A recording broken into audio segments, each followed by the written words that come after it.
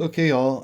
In this video, we are going to cover lists. Now, I did give a brief introduction to lists in the last video, but here we're going to go into a little more depth and talk about why these are so powerful and how to use them. So, like I said before, a list is created using two square brackets, and then you can put anything you want in them.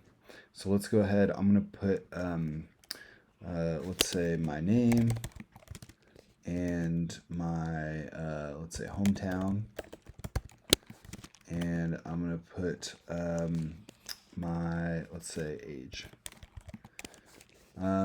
So if I want to print this, let's go ahead and print it.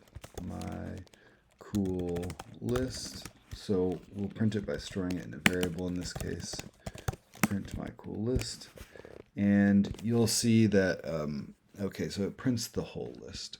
Now, if you want to know what type something is, what you can do is you can use the type keyword, and then you can use this type function and print it out to see what something is.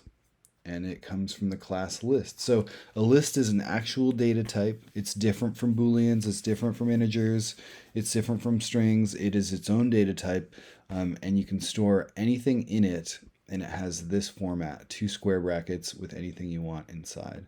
And it really can be anything. You can even store another list. 1, 2, 3.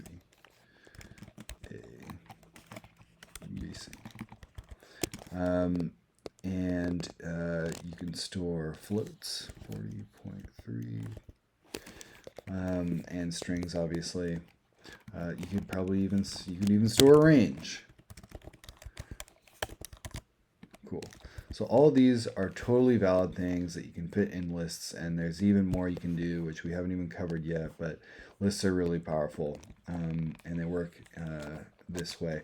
Now, one quick thing to mention also is you can, in many programming languages, I think probably almost all, lists are actually counted from the 0 index. So that means that the first element, in this case it's James, it has every element in a list has an index so that you can refer to the position of an element in the list. So in this one, the first element, James, starts at 0. The second element starts at 1, and 2, and 3, and 4, and so on. So we can actually go ahead and we can, let's see, print my cool list, and then you can access any element in a list by giving it the index within square brackets. So let's go ahead and access the 0th thing.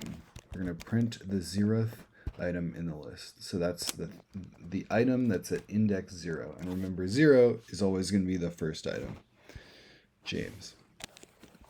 Now, if we want to print the second item, that's going to be at index 0, 1, right? So that'll be Seattle. And if we want to index, let's say, the third thing would be 2. The fourth thing would be 3.